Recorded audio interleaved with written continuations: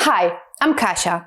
In this lesson, you can learn how to describe trends and statistics with a focus on business English use. That means you'll learn how to describe sales figures, market trends, and company successes or failures. You'll see useful language to talk about statistics in different ways, including how to describe line graphs, proportions, and pie charts, and comparing different trends. Do you want English subtitles while watching this video? Click the CC button in the bottom right now to turn on English subtitles if you need them. On a mobile device, tap the Settings button. Now, let's look at our first topic, how to describe sales figures in different time periods.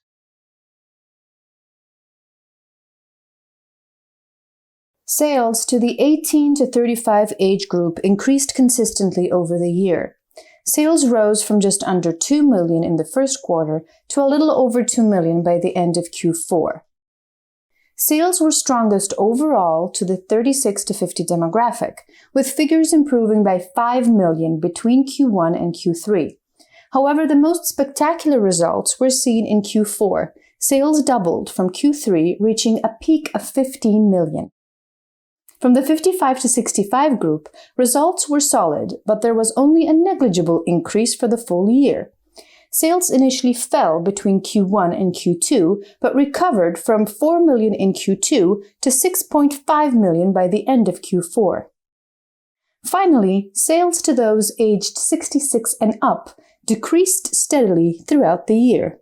Sales fell from 8 million in the first quarter to 2 million by the end of Q4.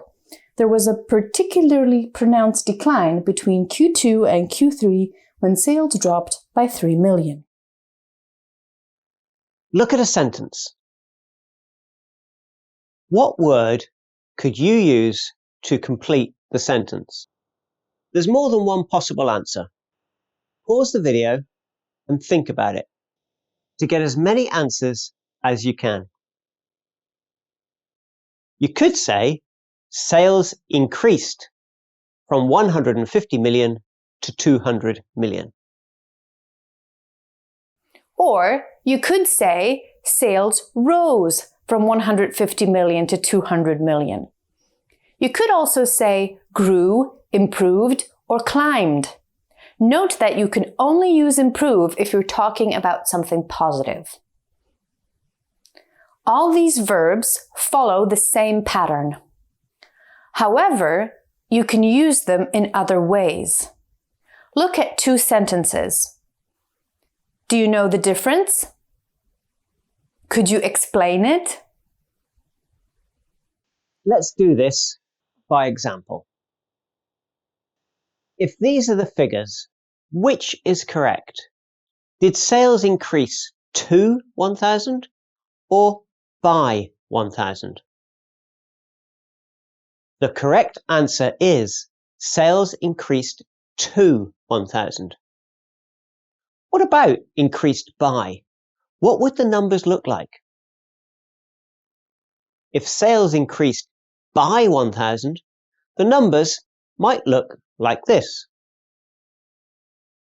The same rule works with other verbs you saw before: rise, grow, improve, and climb. Look at one more sentence.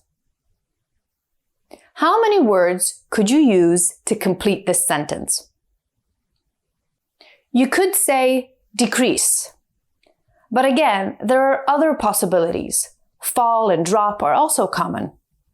You could also use decline, although it's rarer as a verb. You can use the same patterns you saw before.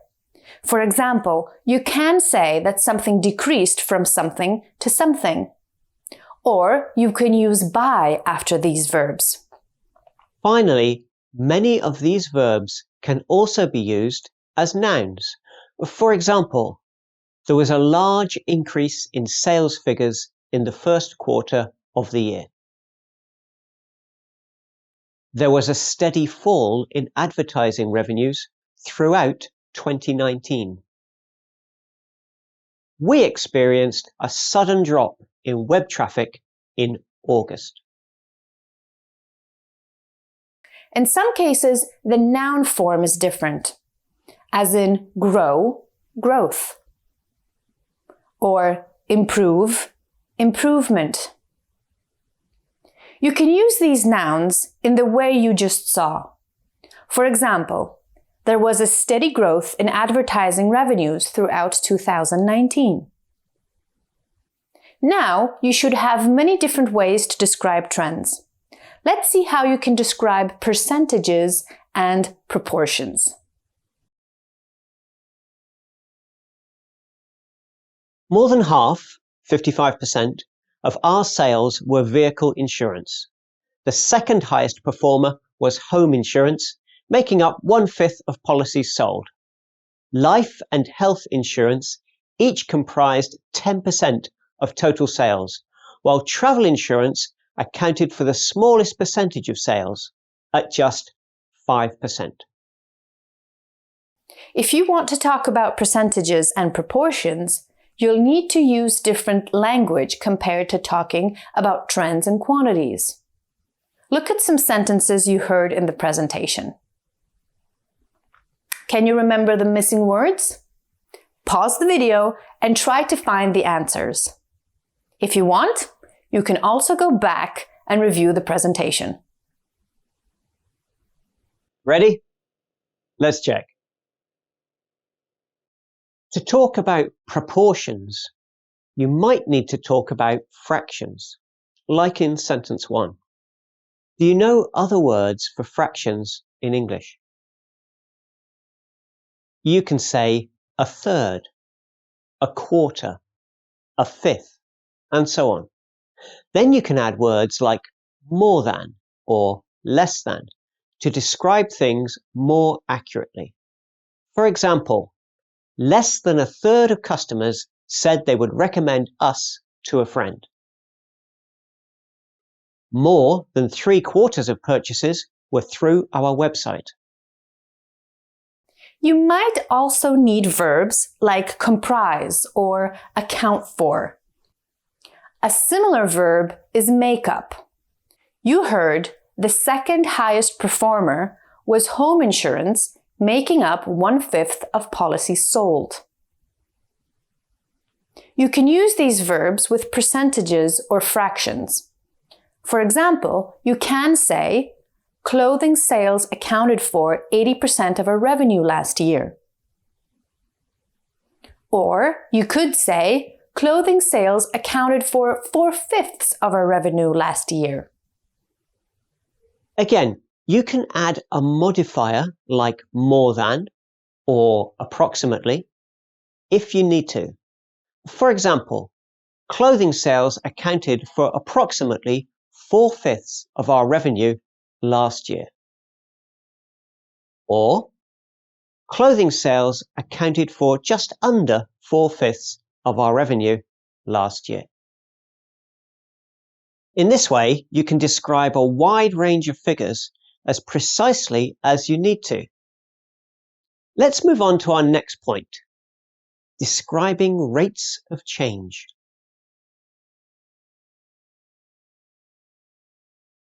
In Europe, the number of new customers fluctuated between 2017 and 2020, but overall numbers remained constant, with figures for 2020 very close to those for the beginning of the period.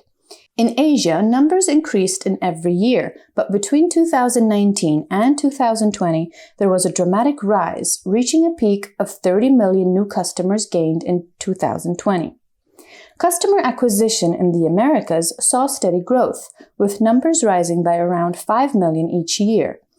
In the Middle East and North Africa, the number of new customers collapsed between 2017 and 2018, reaching a low point of just 500,000 in 2018.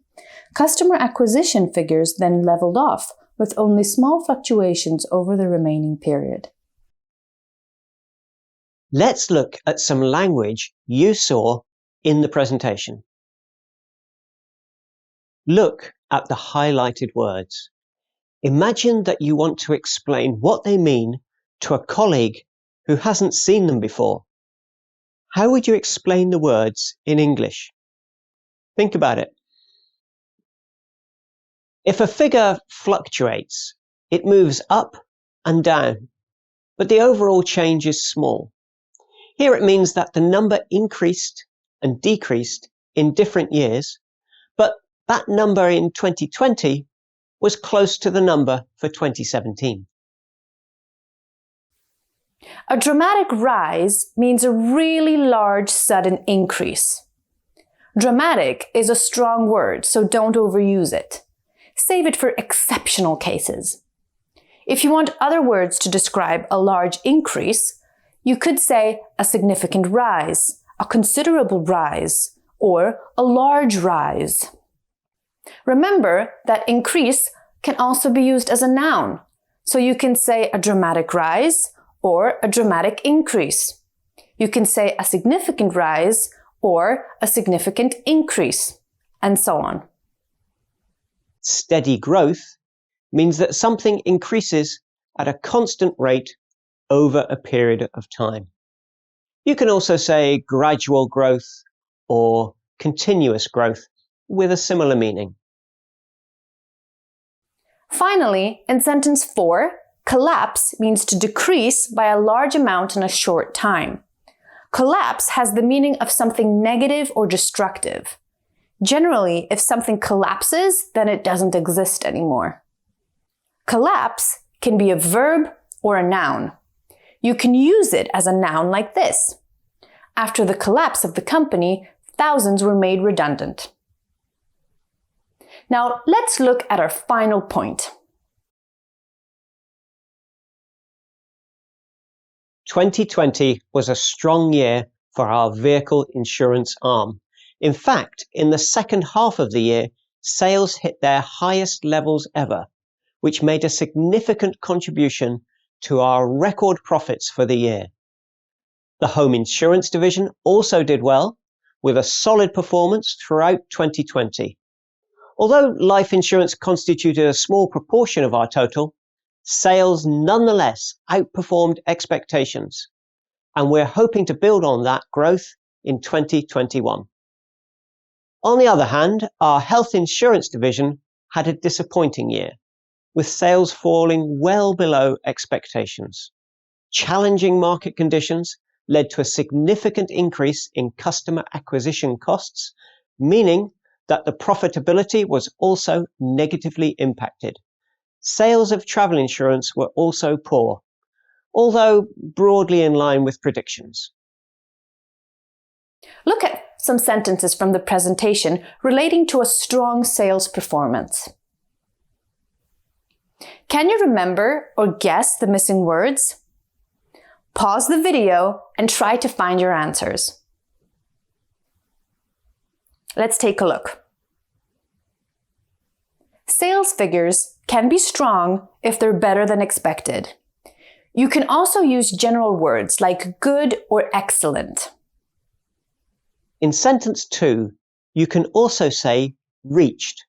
If sales hit their highest levels ever, then you could also say you set a new record. You set a new record when you reach a level which is better than you ever have in the past.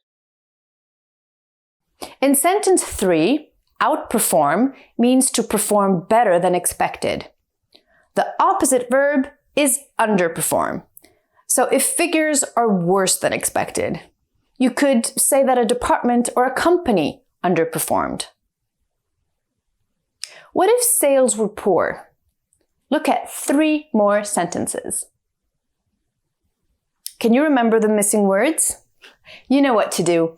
Pause the video and get your answers now. Could you remember? Let's look together. If sales are worse than you expected, you could also describe them as weak, poor, or just bad. In sentence 2, challenging means something like difficult.